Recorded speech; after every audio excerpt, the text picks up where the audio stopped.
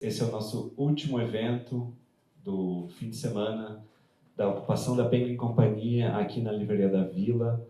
Foram uma série de eventos muito incríveis, com muito público, com excelentes perguntas. A gente discutiu de Simone Weil a Kafka, passando por Pirandello, por Freud e por Cervantes. Então foi realmente conversas de alto nível. Essa é a quarta que temos aqui. Espero continuar na Penguin até os 20, os 30 anos da Penguin para poder fazer cada vez mais projetos legais como esse, muitas comemorações. E eu me orgulho muito de encerrar essa ocupação da Penguin Companhia com chave de ouro. Eu tenho ao meu lado dois grandes especialistas em tradução do grego e nos filósofos estoicos.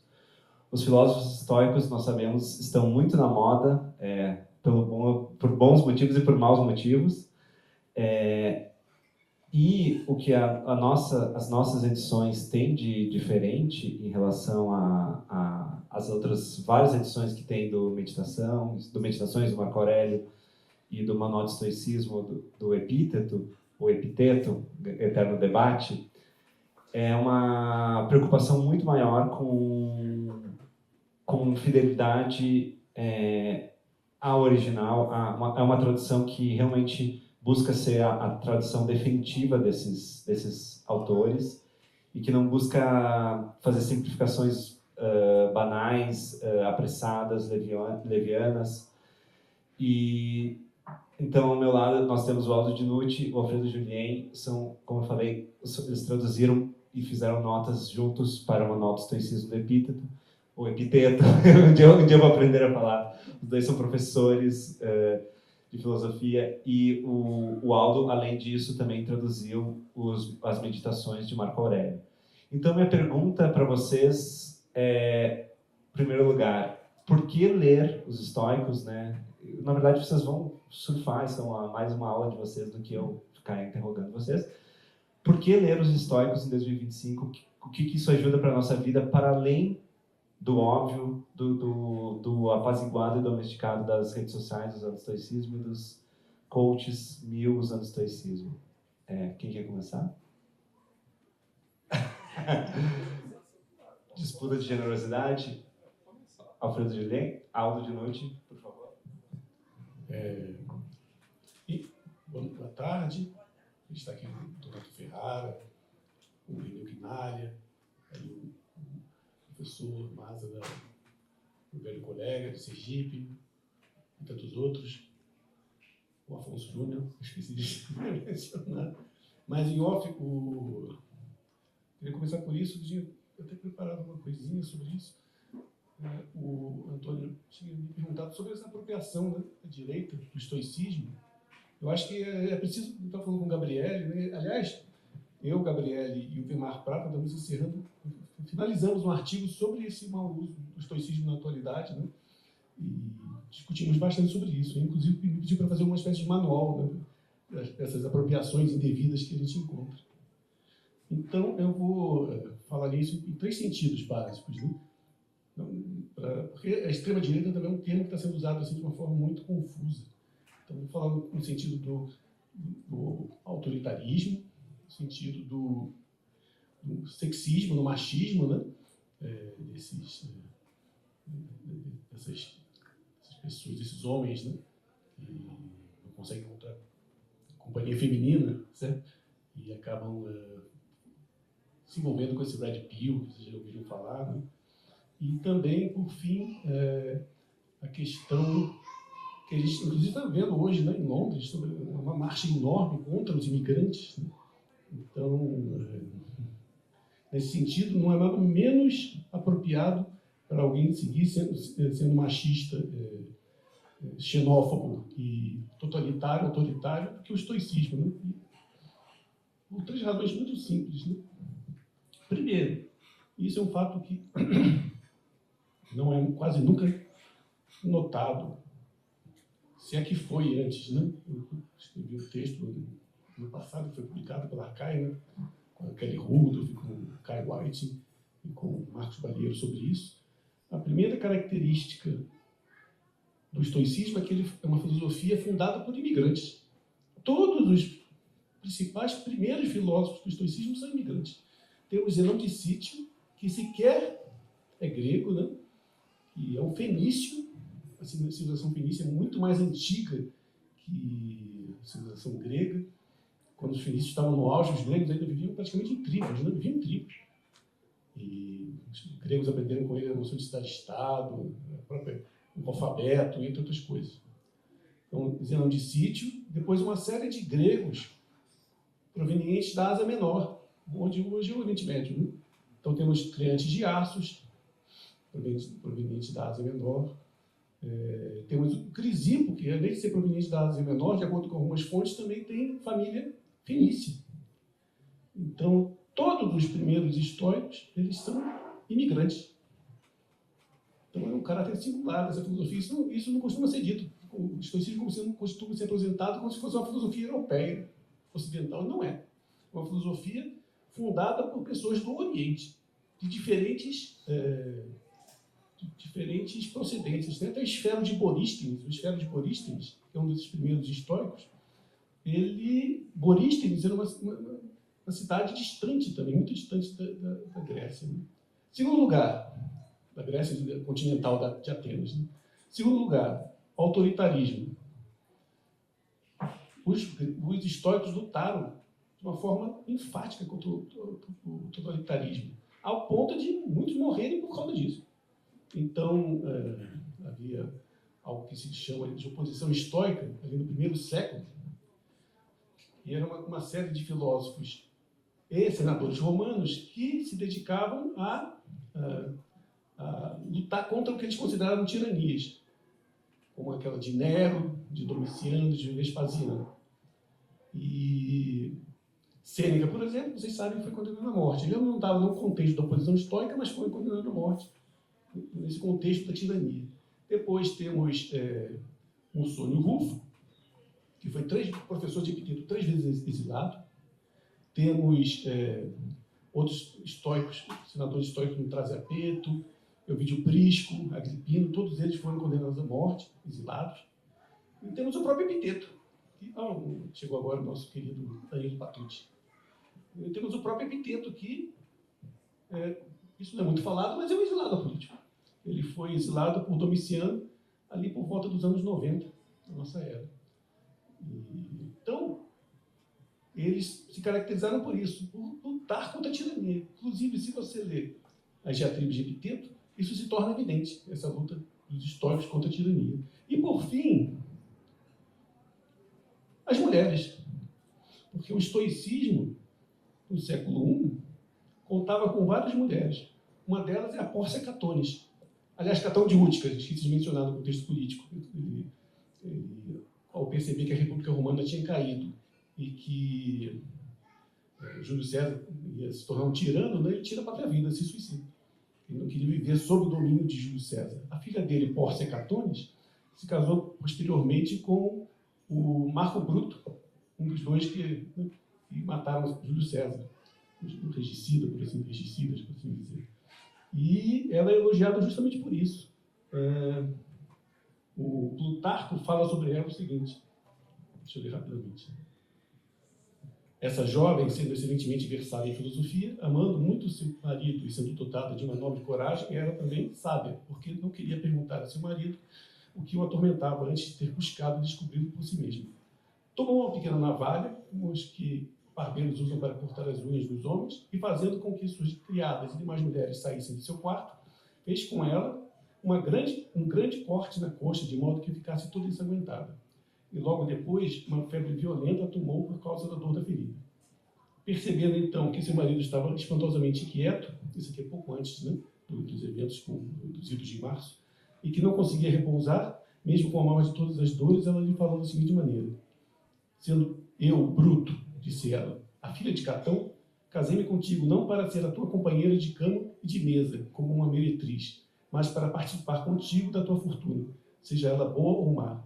Mas de minha parte, como poderei mostrar meu dever para contigo, e quanto faria por ti se não posso suportar constantemente o infortúnio, uma dor secreta contigo?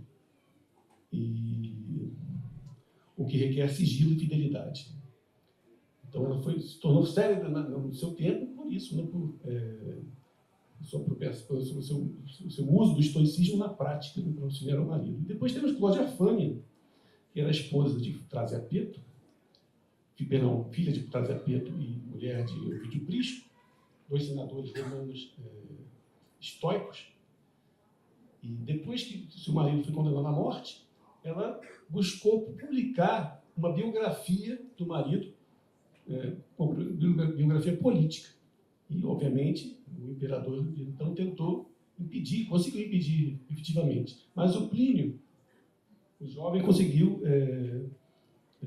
era amigo dela, ele conseguiu conservar algo do que ela teria, como ela teria agido de uma forma digna. Né? Aí diz ele: que vida pura e reta ela levou, como era digna e leal. Por 2 vezes seguiu o marido ao exílio e foi banida. Quer dizer, o marido foi exilado e ela seguiu voluntariamente, porque não era necessário que ela seguisse, mas para, né, compartilhar com o marido o infortúnio político, ela foi junto com ele. E foi banida da própria uma 3ª vez por conta de seu marido. Pois quando Senécio foi levado a julgamento por ter escrito uma vida de Ovídio, e disse, durante sua defesa, que Fânia lhe havia solicitado que fizesse, Médio Caro, com um gesto ameaçador, perguntou-lhe se ela havia feito tal pedido. Eu lhe pedi, foi sua resposta. Deste material para escrever? Continuou. Dei-o. A tua mãe sabia? Ela não sabia. E continuou Plínio. Não proferiu uma única palavra que mostrasse que se retraía perante os perigos que a ameaçavam. Mas ainda, embora o Senado tivesse aprovado um decreto, mediante coação e devido aos perigos da época, segundo o qual os volumes em questão deveriam ser destruídos, ela teve o cuidado de preservá-los e guardá-los depois que seus bens foram confiscados, e até mesmo os levou consigo para o exílio, do qual foram a causa. Então, em conclusão, não eram sexistas, inclusive diatribes de Musônio Rufo, professor de Epiteto, né, nas quais ele afirma uma estrita igualdade entre os homens e as mulheres, não eram totalitários, pelo contrário, lutavam contra o totalitarismo e a xenofobia passava longe, né, deles, já que eles mesmos eram todos, no início pelo menos, imigrantes, certo? Uma filosofia imigrante, filosofia de estrangeiros, por assim dizer. Então, não há como identificar isso com uma tese xenófoba, uma tese machista, uma posição totalitária. É isso. Eu passo a palavra para o Julinho. Falei muito? Não, obrigado, Antônio, pela oportunidade, pelo esse convite aqui. Né? Obrigado também pelo Aldo, porque foi o Aldo que me convidou para participar disso, né? Da primeira tradução, lá em 2011, 2012. Obrigado por todo mundo que apareceu, né? E os colegas que o Aldo já citou o nome. E a minha rapaziada também, que não vou citar nome por nome, né? Que acabou chegando. Muito obrigado por terem comparecido. Essa questão, para dizer a verdade, essa questão de uma má apropriação do Epiteto, era uma coisa que me chamava muito a atenção, né? Porque, no fundo, eu prestava atenção na minha apropriação, né? E aí, com o Aldo dizendo que assino embaixo, não sei se a minha assinatura embaixo vale alguma coisa, né? Mas que eu assino embaixo tudo que você está dizendo, mas também eu concebo que um texto que pode ser apropriado por diversos grupos políticos mostra exatamente a riqueza dele, né? Quer dizer, então a gente vê isso com o Novo e o Antigo Testamento, né? O Bhagavad Gita, né? O Tao Te Ching. Então são textos, vou te falar, milenares, né? Que são 1000 anos, 2000 anos. Você não vai, vamos exagerar muito, vai, 2000 anos, né? Então esses textos, eles têm a sua riqueza e, na minha visão, se transformaram em grandes clássicos exatamente porque eles podem ser apropriados. É uma leitura rica, né? E eles geram frutos, né? E esses frutos, né? De tudo quanto é tipo, né? Que é a natureza da nossa sociedade, da nossa vida, do nosso mundo. né? Então, para mim isso é uma coisa natural. Então, quando a gente fala, na minha percepção, estoicismo, eu prefiro falar estoicismos, né? São apropriados e é isso que acontece, né? Eu não vejo, lógico, quando a gente vê grupos que, nem vou citar um de um lado, outro do outro, quando a gente vê grupos que nós não nos identificamos, né? Se apegando em textos que nós gostamos, eu vejo isso como uma riqueza do próprio texto, né? E o estoicismo, inclusive o estoicismo que está aqui, é o estoicismo de Epiteto, né? Que é um estoicismo bem particular, né? Epiteto, ele foi um ex-escravizado, né? As primeiras notícias que temos dele é de que ele já era escravizado por Epafrodito, que já era um escravizado também de Nero, né? E com notícias de que ele era coxo, um cara manco, né? Os relatos são de que ele havia sofrido, né, maus tratos, outros de que ele teria sofrido doença, mas a própria atitude de Epiteto é interessante porque depois de um périplo de vida, que vai saber o que aconteceu na infância dele, como ele chegou nas mãos de Epiteto, de Epafrodito, como sobreviveu a tudo. No final, não vou contar a história toda aqui, porque a gente só tem 45 minutos, no final ele consegue montar uma escola. E isso forma, na minha opinião, muito a visão dele de mundo. Eu era nada, e agora ele fala assim, né, tenho até uma esposinha, né, um filhinho, uma casinha, conseguiu. No final, eu estou aqui. Então, essa trajetória de Epiteto marca muito o que está no texto dele, né? E ele monta uma escola para que seriam pessoas jovens da elite romana, e nesse caso apenas uma informação da maneira como eu vi nos meus estudos no Império Romano. O Império Romano sempre foi um império multicultural. Não dá para dividir o que era romano, o que era oriental, o que não era, né? Então, mas o Império Romano sempre foi multicultural. E ali ele montou uma escola para jovens da elite romana, né? Não sei nem que tipo de escola que eu poderia comparar modernamente, mas seria escola para quem seria CEO, juiz, para quem ia galgar altos postos da hierarquia romana. E pessoas de, 15, 16, 17, 18, 19, 20, 21, porque quando começava a atingir 21 anos de idade, 22 anos de idade, eles já começavam a entrar na carreira política, né? Comandância de legião, na carreira administrativa, assumir cargos públicos, então eles não ficavam. Então, era como chegar para esses jovens, seria uma escola, né? E esse Epiteto que viveu isso tudo, né, que nós estávamos conversando, esse Epiteto que viveu isso tudo, o que ele teria para contar para a gente?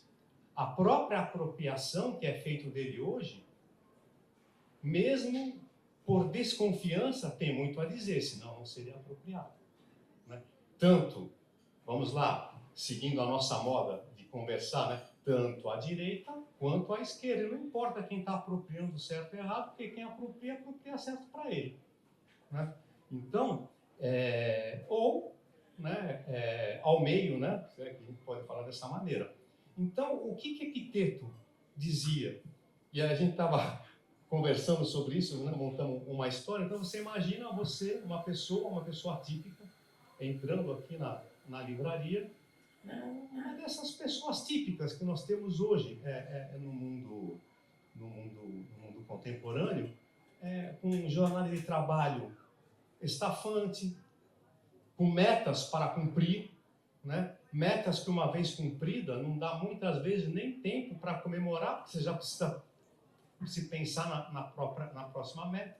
Então, pessoas estressadas, cansadas, medicadas, né? E às vezes com coisas miúdas, né? Porque eu acabei me aposentando e comecei a fazer um curso de acupuntura. E estou na fase de ambulatório. Só lá, estudando, talvez, e vejo as pessoas que vêm e contam seus relatos. Sabe, relato miúdo? De um estresse, de um cansaço que vai crescendo como se fosse uma bola de neve, que vai crescendo, chega uma hora ela está com uma dor incapacitante, né?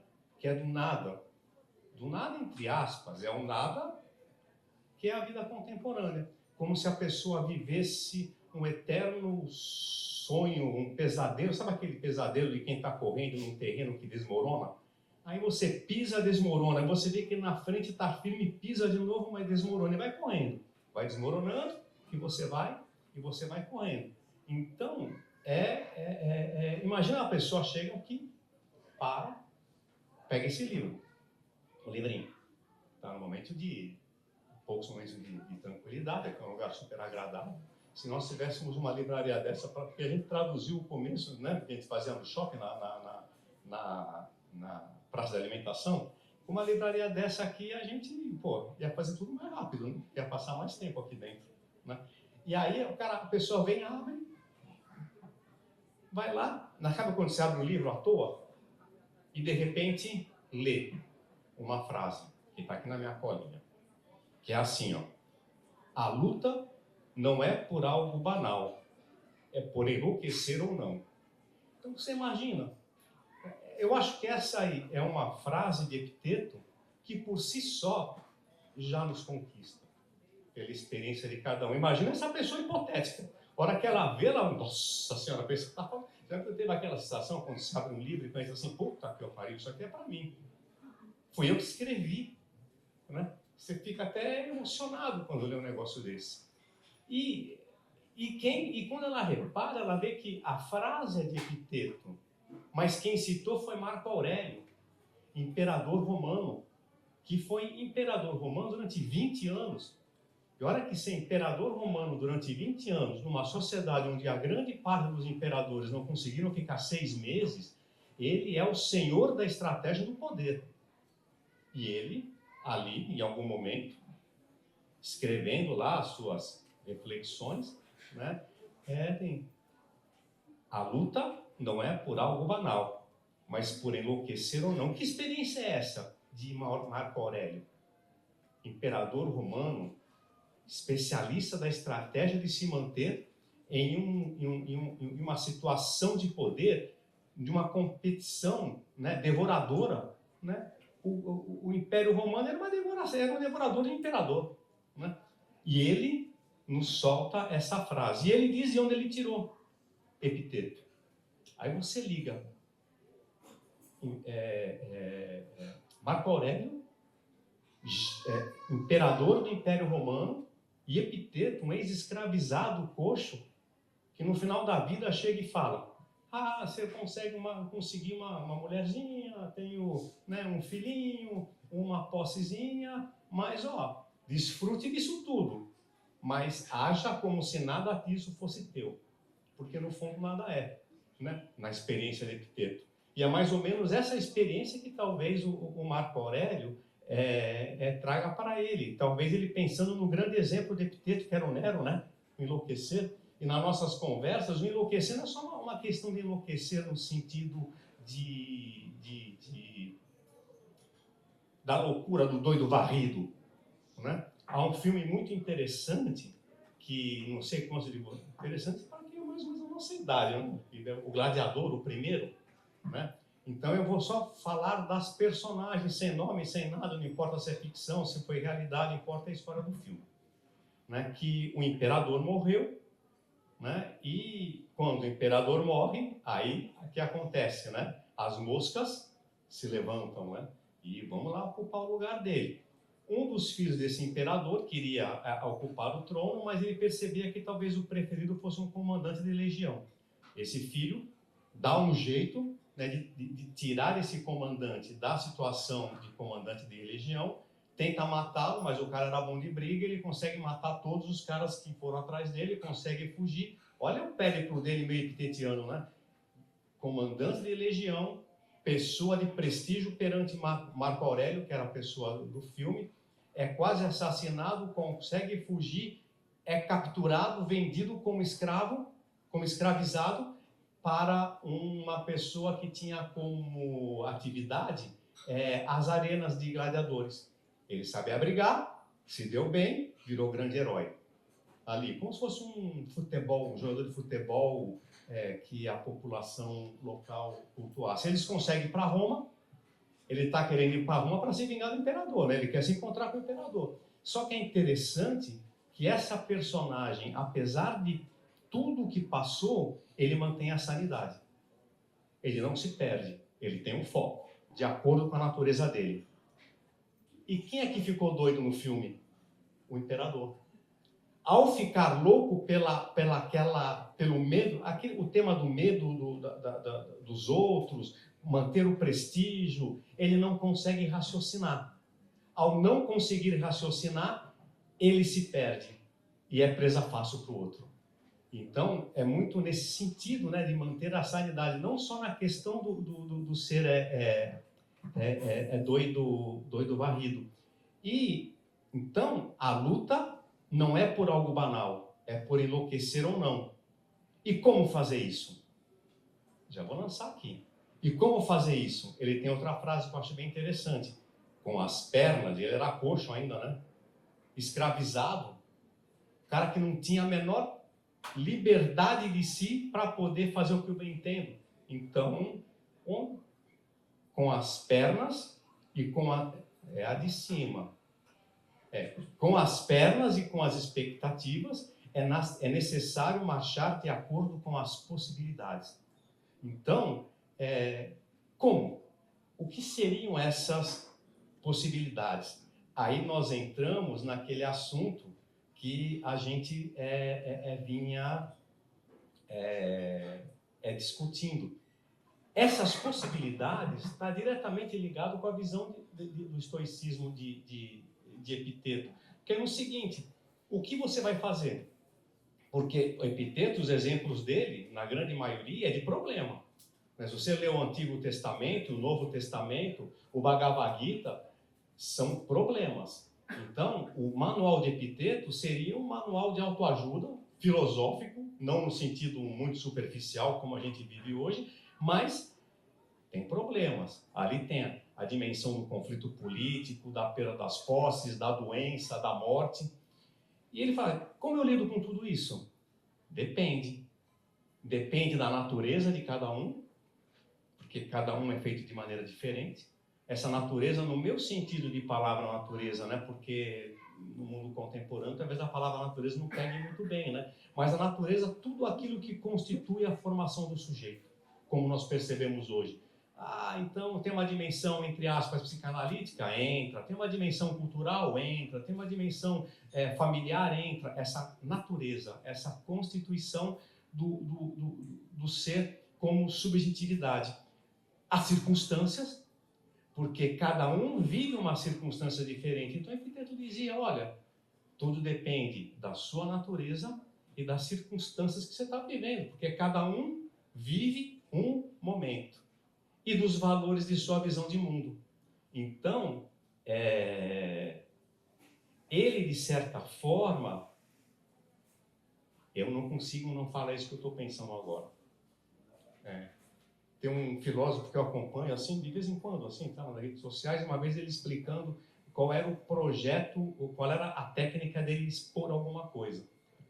Ele falou 3 coisas. 2 delas eu esqueci. Mas eu lembrei de uma. Em tudo que eu falo tem um palavrão. Ele fala muito palavrão mesmo. Em tudo que eu falo tem um palavrão. Eu vou falar um agora, para explicar um pouco com... Palavrão na minha época de criança, né? Hoje não. Epiteto, se você for pensar, ele não era um caga-regra. Né? Ele não dizia, faça isso. Porque tudo depende. Né? Tem um bem e tem um mal para ele. Mas tudo depende da sua natureza, da sua constituição, e inclusive que a palavra natureza em grego, ela não é uma palavra dura, ela é physis, né? Ela é uma palavra,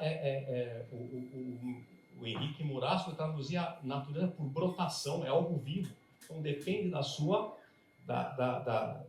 natureza, das circunstâncias que você vive e dos valores e visão de mundo, né? Em que sentido?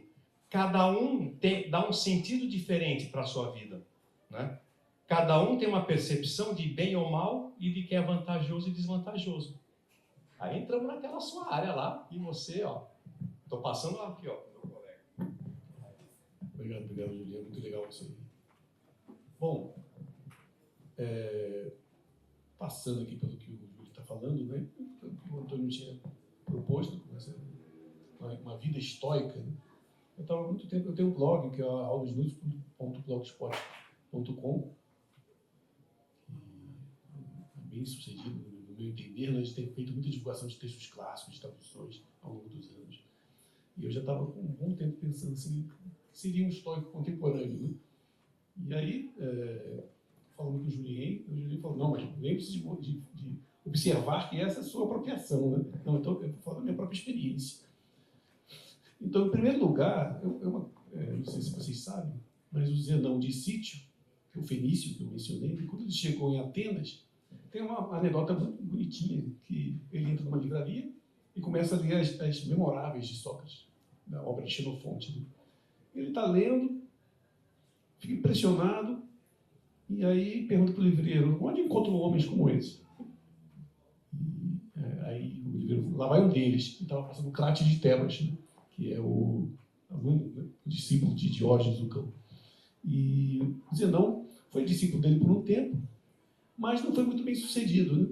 Assim, porque a disciplina cínica era talvez demais para ele, era excessivo. Mas esse traço permaneceu.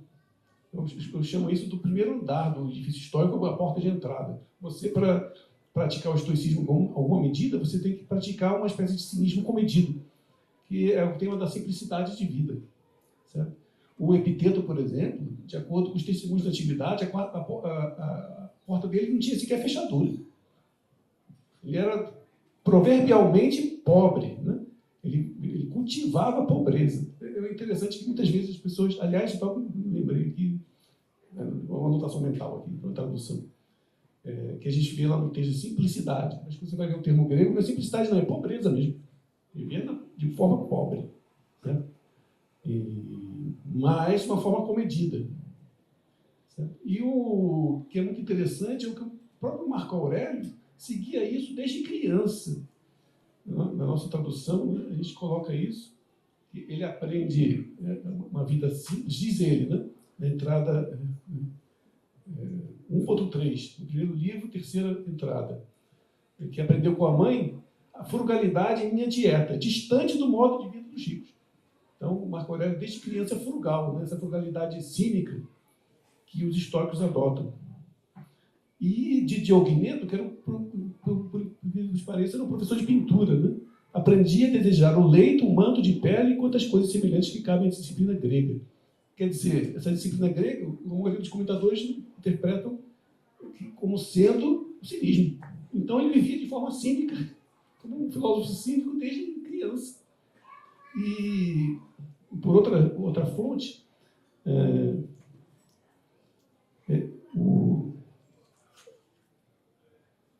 aqui na Júlio Capitolino, História Augusta, e das Marco Aurélio 5.6, o Júlio Capitolino disse o seguinte: dedicou-se, o Marco Aurélio, ardentemente ao estudo da filosofia, mesmo quando ainda era jovem. Na verdade, atingidos os 12 anos, adotou a veste de filósofo e em seguida sua austeridade, já que estudava com o manto grego e dormia no chão. A pedido da mãe, passou a dormir, embora relutantemente, em um leito coberto por peles. Quer dizer, os estoicos todos, eles praticavam esses exercícios que visavam o fortalecimento do corpo e da alma. O Sêneca, ele mesmo diz, né, que uma vez por semana ele passava pão e água e dormia na pedra, no chão duro. Uma vez por semana. Às vezes eu pensei em fazer isso. Vou ver se eu consigo fazer isso uma vez na vida. Eu não consigo fazer uma vez por semana. Mas quando eu era jovem, eu vivia nos Estados Unidos, né, e trabalhando, e eu dormia no chão, realmente. Assim, não era um chão com carpete, né? Não era um chão. E depois de um tempo você se acostuma. Né?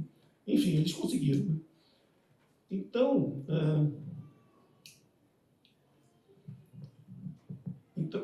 essa vida despojada, que, por incrível que pareça, é essencial nos dias de hoje. Né? Porque nos dias de hoje, como na antiguidade, nós temos essa tendência de consumir de uma forma exagerada e inútil. O Sócrates, de acordo com Diógenes Laércio, ele ia ao mercado para se regozijizar de quantas coisas ele não precisava. Veja, eu não preciso disso, não preciso daquilo. E, por um lado, né, a gente, no consumismo, a gente inventa um monte de despesas inúteis, né? Nosso cartão de crédito fica destruído, né? A gente cria um monte de problema para a gente mesmo. E, por outro lado, a gente vive um vazio, né? Um vazio existencial que é próprio dessas pessoas que acham que vão encontrar a felicidade no consumo, né? Que é aquela medida, como se diz lá, a medida do ter nunca enche. Por mais que você consuma, isso só leva a você consumir ainda mais. Então, tem essa prescrição de uma vida pobre, de uma vida simples, não de uma forma radical, né? Como fosse um monge, aqueles monge cartucho, mas de uma forma comedida para evitar problemas. Mas é bom enfatizar que essa disciplina tem os seus limites. Então, de vez em quando, os próprios estoicos dizem que você precisa beber um pouco mais, né? E passear, fazer exagerar um pouquinho, né? Para a razão poder descansar. E o Sêneca diz, por exemplo, isso na Vida Feliz. Ele diz: vida feliz não, tranquilidade da alma. Algumas vezes é preciso relaxar a mente. Ela se reerguerá melhor e mais vigorosa. Convém, por isso, dar-lhe também um pouco de descanso, passeando por espaços amplos, percorrendo jardins, caminhando em lugares agradáveis. Às vezes, até o vinho deve ser usado, em doses não sem medida, para induzir certo esquecimento das preocupações. De tempos em tempos é necessário até um banho e um contato com as águas, e até um descanso mais solto, para que a seriedade não se torne enfado e o esforço contínuo não se converta em aversão. Quer dizer, e depois a metáfora que ele faz é como um campo, no qual você semeia e de tempos em tempos é preciso deixá-lo descansar, né, para que ele volte a se tornar fértil. Bom, o segundo ponto, e esse é um ponto extremamente importante, aí já entramos na filosofia de Epiteto, né, que é a reavaliação de nossas opiniões e crenças. Todo mundo já ouviu falar desse negócio de dicotomia do controle, né? Coisas que estão sob nosso controle e coisas que não estão. Nós chegamos com a conclusão que é uma péssima tradução, né? Então, nós traduzimos coisas que estão sob nosso encargo e coisas que não estão sob nosso encargo, para enfatizar a responsabilidade também. E essas coisas sob nosso encargo, para Epiteto, são pouquíssimas. É o impulso, o sentimento, o juízo e o desejo. Ou, em termos gerais, a gente pode simplesmente dizer o juízo e o desejo. Então, o Epiteto e os estoicos, o Epiteto vai recomendar que você reavalie todos os seus juízos. Então, para que você retire esses adjetivos bom e mal das coisas que não estão sob nosso encargo, que são todas as coisas externas, incluindo as opiniões alheias, e aplique essa noção de bem e mal, ou bom e mal, para as coisas que estão sob o seu encargo, suas opiniões e seus desejos. Certo?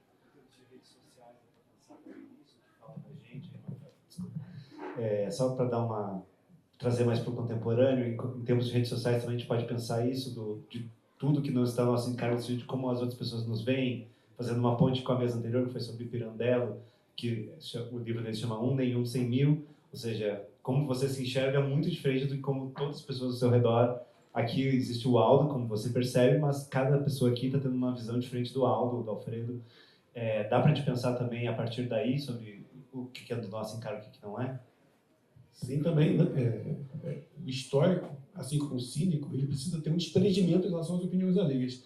A gente traduziu isso, né? Que o Epiteto, alguém chega para o Epiteto, não, disseram que você é tal coisa. Ele falou, ainda bem que eles só descobriram isso. Se descobriram o resto. Então é um desprendimento. E eu falo desprezo, mas desprezo tem uma conotação ruim, né? Mas desprendimento é a opinião alheia. E isso era o primeiro passo da escola cínica. Se alguém chegasse para Diógenes e dissesse, pô, quero ser o seu discípulo. Então Diógenes dizia, então pega esse peixe aqui, ó. Imagina uma coisa bem ridícula. Um peixe, já viram uma enguia? Aquele peixe que é meio escorregadinho, parece esponjoso. Imagine que alguém diz para vocês, ó, vem nessa secretaria muito bonita aqui, né? Mas carregando uma enguia na mão assim, suspensa. Que tal? Vocês fariam isso? O objetivo é o quê? Ver se o candidato a discípulo tem vergonha de fazer algo se ele respeita a opinião dos outros mais do que a própria, né? Se ele é capaz de desafiar a opinião alheia. Isso é fundamental. Então, muitos desses supostos discípulos, esses candidatos a discípulos, eles desistiam. Falaram, não vou fazer isso não. Então, o próprio Zenão de Sício não aguentou, né? Ele pediu para entrar num bairro rico, carregando um pote cheio de lentilhas, né? E aí ele caiu em cima das lentilhas, se lambuzou todo, e todo mundo ficou rindo, e ele ficou com muita vergonha. Mas, outra vez, o Jorge falou para o sujeito carregar um queijo. Assim, imaginem, vocês vão num shopping, né? É um curso que eu tenho pensado há muitos anos, um curso prático de cinismo. Então, a primeira tarefa seria essa: você vai no shopping carregando uma melancia.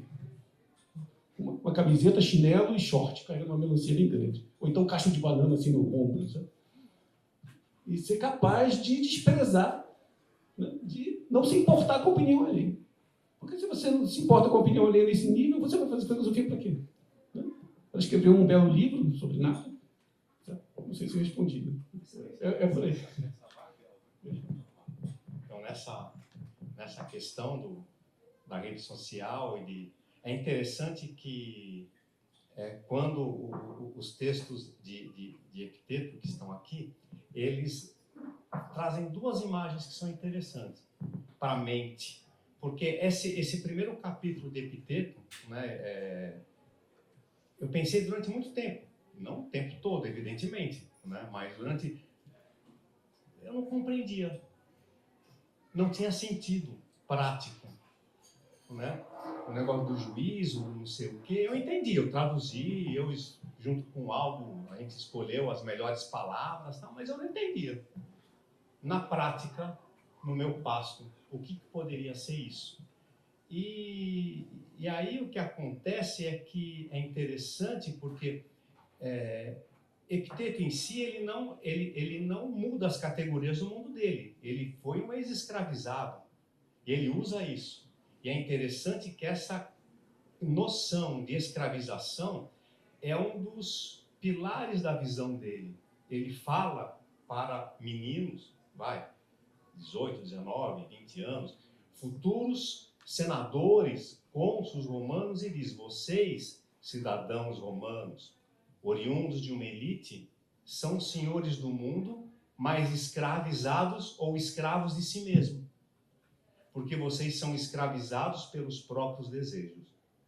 Então, essa era a grande mensagem dele, né? Ele inverte, ele transforma a visão de escravização externa, onde você apropria alguém ou você é livre externamente, para uma visão interna, né? Você é escravizado por uma constituição interna sua.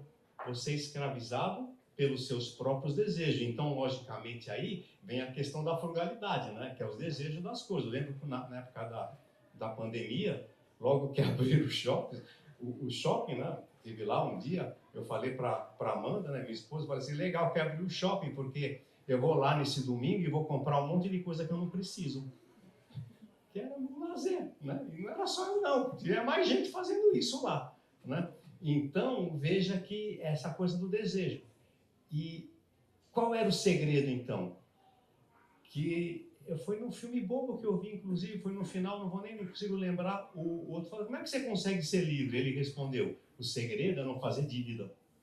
Né? Então, veja que essa ideia do desejo é fundamental. Mas, ao mesmo tempo, desejar, mas também não evitar, né? Porque se você se coloca: eu quero evitar, evito a morte, evito o consumo, evito isso, não, é o de receber. E como fazer isso? Porque no capítulo de Epiteto está assim: olha, tem coisas que são encargos seus e coisas que não são encargos seus. O que não é encargo seu é exatamente tudo.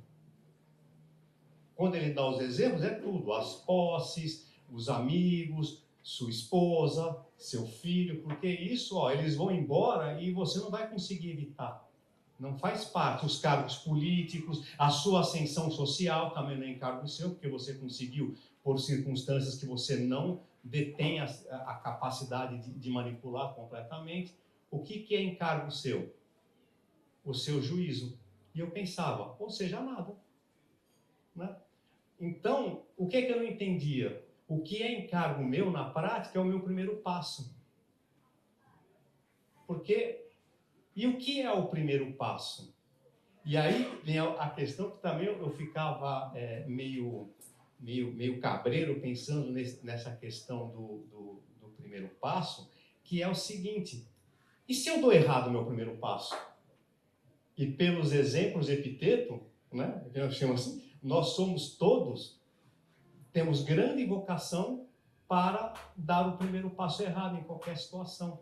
Porque lembrando, né, uma cena, para quem conhece a história do Bhagavad Gita, é uma cena bonita, então está lá 2 grandes exércitos, um do lado do outro, um diante do outro, vão combater, né? Só que um dos comandantes tinha como conselheiro Krishna, um Deus, né? E aí o comandante que tinha Krishna como conselheiro, ele só podia receber conselho, nem outro favor, era só conselho. Não assim, destrua meus inimigos, não, era só os conselhos. Ele chega e fala assim: eu não vou lutar, porque o que eu vou ganhar com isso? Aí o Krishna responde: o que você pensa, Arjuna? Que o mal chega desfraldando suas bandeiras, estou aqui? Não. O mal chega com a aparência de um bem. E o bem chega com a aparência de um mal, que é a raiz do engano, porque senão ninguém se enganaria de nada. Né? E é aquela nossa conversa, né, de que é bem provável que para Epiteto todo mundo fosse epistemologicamente doido. Porque nas nossas representações do mundo, todos nós nos enganamos. E ao nos enganar, nós entramos em confronto entre a nossa natureza, que não conseguimos perceber, não conseguimos analisar as circunstâncias que estamos vivendo e caminhamos para o erro. Né? Como evitar isso? Um eterno cuidar-se. Né? Um passo adiante, um passo atrás, um passo adiante, um passo atrás, um passo... Como evitar isso? É o famoso conheça-te a ti mesmo e o cuidar-se de si, né? Que foi enfatizado a exaustão por Michel Foucault no livro Hermenêutica do Sujeito. Né? Livro grosso, que ainda bem que ele escreveu junto com o resumo. Né? Então, essa questão, não sei se como você vê isso, Aldo. Você uma vez falou comigo sobre esse assunto, eu achei bem interessante. Você conseguiu? Concordo totalmente com você, 100%. Falando assim, não, o estoicismo é muito difícil, porque é difícil de ser indiferente às coisas externas. Então, os indiferentes é como se... E isso a gente vê em muitos livros de divulgação, de popularização do estoicismo, algo assim, as coisas internas são boas ou mais, as externas são diferentes. Se são diferentes, não preciso me preocupar com elas. Dane-se tudo. Né? Isso é uma coisa mais estúpida possível em termos de estoicismo. E o Epiteto, eu acho que esse tipo de interpretação grosseira já circulava na época do Epiteto, como também aquelas interpretações terríveis do epicurismo, né? Como os epicuristas fossem hedonistas, não tem nada a ver. E o Epiteto vai estabelecer sobre isso entre as diretrizes 2.1 e 2.6. Ele vai dizer: as coisas indiferentes são indiferentes, mas o uso delas não é indiferente. As coisas indiferentes são os materiais para a ação. E se você tiver boas opiniões e bons desejos, você vai fazer bom uso dessas coisas. Se você tiver mais opiniões que não correspondem à realidade, né? E desejos consequentemente desviados, né? Você vai fazer péssimo uso. Um exemplo banal é riqueza. Né? Uma pessoa rica pode fazer um excelente uso do seu dinheiro. Eu me lembrei agora, tem uma IKEA, era uma loja sueca, a IKEA, que o dono ele faz um uso tão socialmente correto do dinheiro que ele abriu mão de ter um carro de luxo. Eu acho que ele vai até de metrô para a loja. Né? Quer dizer, ele vive uma vida despojada, ele entende que a riqueza é um meio de propiciar empregos para as pessoas e não está nem para ostentação, nem para luxo, nem para nada disso. Ou então você pode ser um desses ostentadores que tem na atualidade, que fazem um péssimo uso do dinheiro e acabam se autodestruindo. Poder é outra coisa assim. Isso nem precisamos falar muito. Né? Poder parece uma coisa boa em si mesma, né? Mas veja quantas pessoas estão se destruindo por causa do poder. Sendo presas, né? E por aí vai. Pelo péssimo uso que fizeram do poder. E beleza. Então, todas essas coisas indiferentes são indiferentes porque elas ainda não foram usadas. Né? e vão ser bem usadas ou mal usadas conforme a sua sabedoria e a sua ignorância, conforme as suas opiniões e seus desejos. Esse é um ponto que tem que enfatizar muito, porque eu vejo o tempo todo esse falso juízo circulando nas redes. Então, as coisas que não estão sob nosso encargo são indiferentes, são materiais para a ação, e elas são extremamente importantes, porque é no uso delas que nós manifestamos ou nossas virtudes ou nossos vícios. E para os estoicos, a manifestação da virtude é sempre no sentido do bem comum, no sentido da humanidade como um todo, do cosmos, né? O Marco Aurélio fala muito bem, o Epiteto também, ele vai dizer que nós estamos para a humanidade assim como um pé, uma mão está para o corpo. Nós não somos seres independentes, separados. Nós podemos parecer separados fisicamente assim, né? Mas estamos compondo o mesmo corpo. Então, ao agir, a ação virtuosa ela deve concorrer para o bem comum, para o bem do cosmos. Um exemplo banal é, sei lá, não sei se eu via isso antigamente, espero que não façam mais. Você está andando pela rua, o cara abre a porta a janela do carro e joga uma lata de cerveja pela janela. Então, ele está claramente agindo contra o bem comum e agindo contra ele mesmo, porque ele está deteriorando o lugar que ele vive. E a ação contrária concorre para o contrário. É isso que eu queria que eu dissesse? Mas, quando a gente conversa, nossa conversa vai para lá.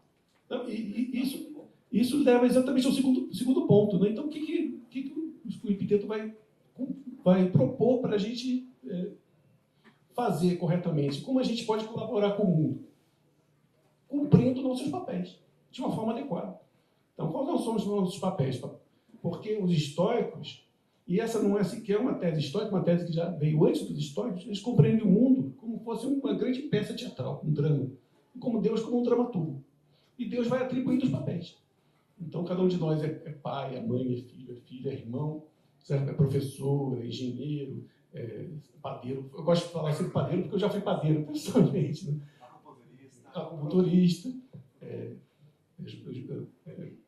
taoísta, né? Mestre taoísta, uma série de outras coisas. Professor de literatura, né? Youtuber. E você vai agir de acordo com o bem comum na medida que você desempenhar bem esses papéis. Mas para isso não é fácil, né? Ser um bom pai não é fácil, ser um bom filho não é fácil, nada disso é fácil. E para você desempenhar bem esses papéis, você precisa refletir sobre eles. Não só sozinho, mas também buscar conhecimento, buscar informação. Então, o Epiteto é bonito porque isso é uma filosofia verticalizante, horizontalizante, não vertical. Então, no do estoicismo, essas ocupações que, por outras perspectivas, são desprezíveis, né? Tipo o padeiro, tipo a pessoa que limpa, tipo motorista de ônibus, qualquer coisa assim, sob o ponto de vista histórico, eles são essenciais. Porque a atividade deles concorre para o bem comum e sem eles a humanidade não ia funcionar direito. Imagine um mundo sem padeiros, um mundo sem motoristas de ônibus.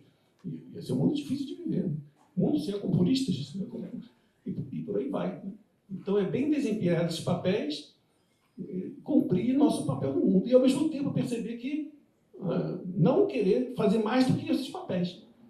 Como o Epiteto vai dizer em algum lugar, mas se você quiser desempenhar um papel para além da sua capacidade, você vai fracassar.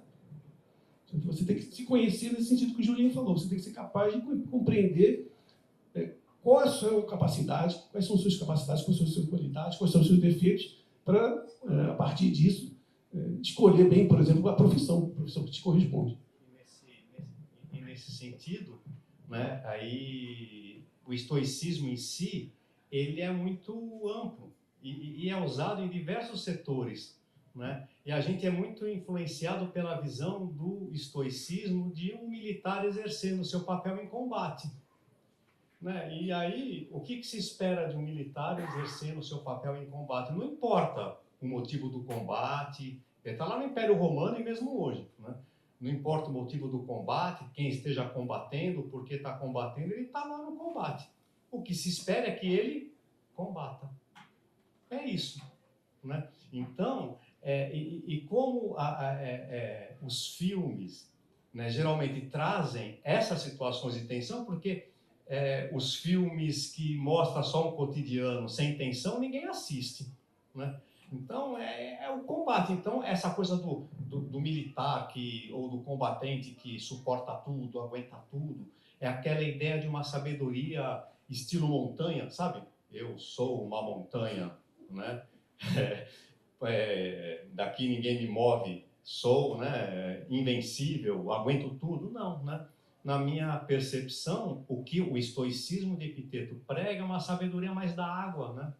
A água, ela tem o curso dela, não enfrenta nada e se desvia de tudo, né? Então, ela está ali, caiu, choveu, ela vai correndo, encontrou lá um obstáculo, ela espera vir mais água para a água encher e conseguir depois transbordar. Se não conseguiu transbordar, espera vir o calor evapora, ela vai para o céu leva ela embora, ela chove em outro lugar e vai seguindo o caminho dela, né? Não é a visão que nós estamos habituados a ver desse estoico, que também é correto, né? Que inclusive acho que é muito mais próximo de uma certa glamorização do que seriam os espartanos na antiga Grécia, né?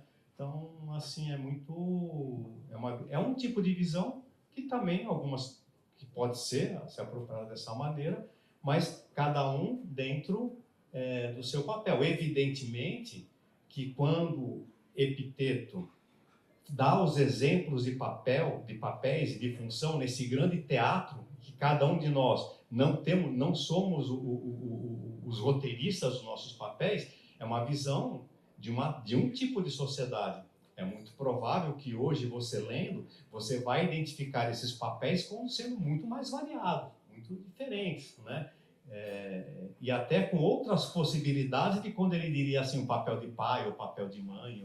Né? Então, acho que é bem interessante mas não são de forma alguma, como o Aldo bem enfatiza, uma doutrina da passividade, né? Em relação a isso, eu daria aqui, vai estourar o tempo, o último exemplozinho, né, da Diatribe 2, né? O último da Diatribe 2, em que um dos heróis de Epiteto, um personagem heróico, que ele sempre fala bem dele, que é o Agripino, ele está lá sossegado, e vem um outro senador chamado Floro. Eu acho que é Floro, faz muito tempo que eu li, né? Com todo respeito. Mas, Floro. E ele chega assim, Agripino, eu não sei o que eu faço. Eu fui convidado para recitar o Sarau de Nero. Dizem que era uma coisa pavorosa de ruim. E você tem que aplaudir, gostar. Quem já não passou por uma situação dessa, é lógico, não diante de Nero, evidentemente, né? Mas diante de pessoas que têm muito menos significância para a gente, e você pode olhar, caramba, vou bater papo. É meio desagradável. Imagina ele, um senador romano, não querendo ir para o Sarau de Nero, e ainda tendo que falar aqui, Nero, você é o maior. Ele volta e fala assim, isso é contra o meu orgulho. Ele vai falar para Agripino, Agripino, fui convidado para o Sarau de Nero, mas eu não quero ir. Mas se eu não for, eu perco meu pescoço.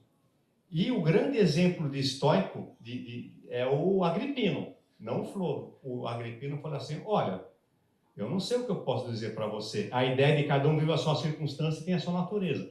Eu não sei o que eu posso dizer para você. O que eu posso dizer é o seguinte, olha, é preferível manter a cabeça no pescoço do que perder, né? É o que ele tem que dizer, é o normal, né? Então, no fundo, olha, seria mais interessante você ir aplaudir, porque é melhor, né, manter a sua vida. Aí ele chega e fala assim, mas você iria, Agripino? Ele dizia, eu não. Mas como você não iria? Porque a minha natureza é outra. Eu prefiro não ir e perder o meu pescoço. Mas se você prefere manter a sua cabeça, vá. Então, não há uma regra, né? Para Agripino, ele não vai, ele enfrenta. Nem enfrenta, ele morre, né? Ele vai acabar sendo executado. E Floro, para dizer a verdade, eu não sei qual foi o destino de Floro, ele não aparece mais em lugar nenhum, né? Acho que ele foi assistir o Sarau de Nero e aplaudiu. Era o que eu faria, para dizer a verdade, viu? Eu ainda faria aquelas coisas que a gente gosta de fazer, diga. Não, e dentro desse contexto, para encerrando, é preciso falar sobre a questão da tolerância dos estoicos. Os estoicos, assim como Sócrates, eles abominam a figura do dono da verdade. Essa figura que abunda hoje em dia, né? Por toda parte, você levanta uma pedra, saem dois donos da verdade. Né? E Sócrates vai fazer isso através da interpretação que ele fez do oráculo que tiraram para ele de Delfos, que o oráculo dizia negativamente, né, que não há humano mais sábio que Sócrates. E ele, depois de conversar com todos os generais e políticos e sacerdotes, ele chegou à seguinte conclusão, que todo humano que chega à conclusão que a sabedoria humana é pouco ou nada comparado com a sabedoria divina, é sábio na medida do humanamente possível. E os estoicos vão seguir isso fielmente. Porque esse exercício de você reavaliar suas opiniões e desejos é interminável. Não há como finalizar isso. Em outros termos, se tornar sábio, humano, no sentido perfeito da palavra, é humanamente impossível. E o Sêneca ele vai sintetizar isso de uma maneira muito bonita que eu até decorei. Ele fala o seguinte: não sou sábio e não serei. Exige de mim, portanto, não que eu seja igual aos melhores, mas unicamente melhor que os maus. Basta-me, a cada dia, cortar alguns dos meus vícios e cercear meus desvarios. Então, essa noção que você não é sábio te ensina também a ser tolerante com os demais, que também não são sábios. Como o Julinho falou aqui, a visão que os estoicos têm é que a humanidade é epistemicamente insana. Porque todos nós temos opiniões ruins sobre as coisas, sobre uma coisa ou outra, desejos ruins, opiniões ruins. E a única vantagem do estoico é que ele toma ciência disso. Mas isso não torna ele sábio, conhecedor de tudo e pronto para impor a sua verdade aos demais. Pelo contrário, ele vai dizer, não, eu sou alguém que progride, né? Tem até um termo técnico, né? O procopton, né? Eu sou alguém que progride, alguém que faz um exame das suas próprias opiniões e crenças, mas não sou perfeito, não vou ser perfeito, e eu não tenho o direito de ficar me impondo aos demais. Meu direito, minha possibilidade é entrar em conexão, os demais conversar. Um exemplo perfeito é o que o Epiteto fala de Medeia. Medeia todo mundo já sabe aqui, né? A mulher que, para se vingar de Jasão, o argonauta, né, resolve matar seus 2 filhos. E Epiteto fala assim, mas por que vocês estão tão horrorizados com Medeia? Por que vocês têm ódio de Medeia? Vocês, por acaso, foram falar com Medeia, tentar, né, demovê-la da ideia, tentar conversar com ela. Se vocês não conseguem não ter ódio, pelo menos tenham pena. Né? Então, o estoicismo nos ensina a ser compreensivos em relação à humanidade, compreensivos no sentido de tentar compreender, antes de como se faz hoje em dia, imediatamente julgar e condenar. Né? Então, é uma doutrina de tolerância, uma doutrina de gentileza em relação aos demais seres humanos. Excelente. A gente tem espaço para 2 perguntinhas, ou 3, conforme for a brevidade. Alguém se anima a perguntar aos nossos 2 grandes especialistas que deram essa linda aula sobre estoicismo? Não, como a gente está gravando, a gente prefere...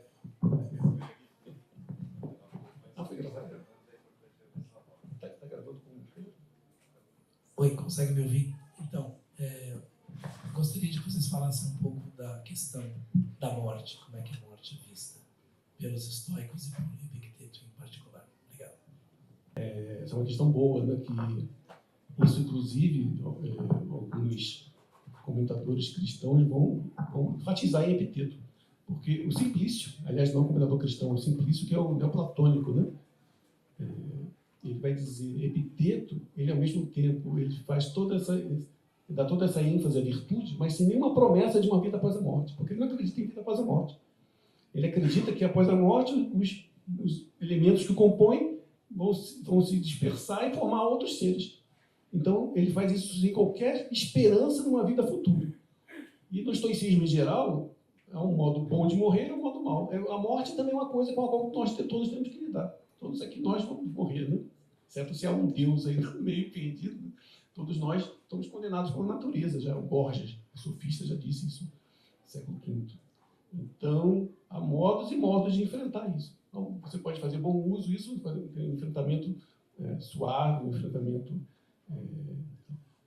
adequado, ou pode ter um enfrentamento doentio, né? Você vai causar sofrimento, mais sofrimento a si mesmo e aos demais. Então, a morte é mais uma circunstância pela qual nós temos que passar mais um material para ação, mais um indiferente nesse sentido. Não é que você não deve se importar. Não, é importante, né? A gente está falando da própria morte, né? Mas a gente tem que se preparar para, de alguma forma, tentar morrer da melhor forma possível, do melhor modo possível. Além dessa perspectiva, me parece também há um outro viés, que a morte é um dos grandes exemplos que aparecem nos textos de Epiteto, no sentido de que nós somos escravizados pelos nossos próprios desejos, o desejo de ter, o desejo de manter, o desejo do apego, eu não quero perder.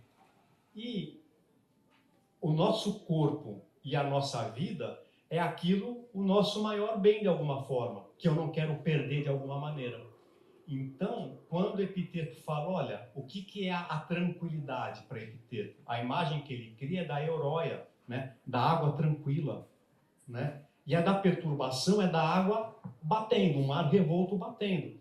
Então, o medo de perder, o medo de não ter, o medo de não conseguir, o que diz Epiteto? Você está jogando, está querendo aquilo que você não tem como, vou falar a palavra que a gente não gostava de colocar, você não tem como controlar, não é encargo teu. E a morte é isso. Então, por exemplo, qual é o grande, no herói de Epiteto, o Agripino, qual era o grande trunfo de liberdade que Agripino tinha e de autonomia? Ele não tinha medo da morte. Eu não vou. E se Nero cortar o meu pescoço, isso é ação dele, não minha. Eu posso, no máximo, não ir. Cortar o meu pescoço é Nero. Responsabilidade dele, não minha. Então, a morte, além desse aspecto que nós temos que passar, é um grande exemplo, né, de Epiteto, que é, no fundo, o limite do nosso apego, né? E acho que é por isso que Epiteto era tão tolerante, né? No sentido de que quem vai ser indiferente à própria morte, né? Numa situação dessa. Você falou aqui, me lembrei, né, que tem uma passagem da Diatribes que ele fala assim sobre a morte, né? A morte é assim, deixe o seu corpo aí, não se preocupe mais com nada. Isso é o fim das preocupações. E, por esse viés, a morte também é um princípio da liberdade. Imagine se você pudesse ser escravizado para sempre, isso seria um problema, né? Mas você pode sempre escapar. A morte é um viés de liberdade também. A porta, o Epiteto tem essa frase, ele diz, a porta está sempre aberta. Aí tem que ligar no centro de valorização da vida, né? Coloque um númerozinho embaixo. Mas ela é uma nossa garantia de liberdade também. A morte, nesse sentido, é um sinal da providência divina. A linguagem metafórica, a morte em relação a esses bens do mundo. Não de não querer ter, mas de não se apegar. Se eu perder, tudo bem. Não se desesperar pela possibilidade de não conseguir. Então, acho que a morte, nesses dois aspectos, que seria a morte para Epiteto no sentido metafísico, e a morte como ele usa nos seus exemplos, né? É o grande limite, porque, veja só, no nosso agora, nem é mais Epiteto, a gente pensando aqui, né? Se você não se preocupar com a morte, né? Imagina, né? Então, isso mostra a condição que Epiteto põe a gente nessa dimensão humana, né? O nosso maior bem é não nos preocupar com aquilo que mais nos tormenta. Realmente somos todos insanos, né, numa circunstância dessa. É por isso que talvez hoje sejamos quase todos medicados, né? Não é para se medicar, evidentemente, né? Uma última pergunta, alguém? Senão temos na manga, hein? Ali. O Juliano disse que, acho que foi mais ou menos assim, que somos todos escravos dos nossos desejos, né? Uma coisa parecida com isso. Eu confesso claramente que sou escravo de muitos dos meus desejos, né? Então, como é que isso se coloca? Quer dizer, se ele tem uma consciência de que somos escravos dos nossos desejos, como enfrentar essa escravidão, digamos assim? Eu vou dar a resposta do próprio Epiteto. aqui é um capítulo do próprio Epiteto, ele é meio longo, então eu vou resumir e ler só o final. Ele fala, faça aquilo, não faça isso, tal, etc e tal. Aí no final, depois que você conseguiu ler tudo, entendi, legal, vou seguir esse conselho. Aí ele diz, das coisas que são encargos nossos, de todas quantas seria belo desejar, ou seja, não ser escravizados, né, pelos nossos próprios desejos. Ele diz, nenhuma está ao teu alcance ainda. Olha só que legal isso, né? Para os estudantes dele, lá o pessoal lá, nem precisa ser os estudantes, vamos pegar Flávio Arriano, quem foi que escreveu tudo isso, né? E foi aluno de Epiteto e depois foi governador de província, chegou a ser cônsul, um cargo de grande prestígio. Ele fala assim, olha, controle seus desejos, mas tem uma coisa, de tudo que eu falei, nada disso está ao teu alcance ainda. Está ao alcance de quem? Eis a questão.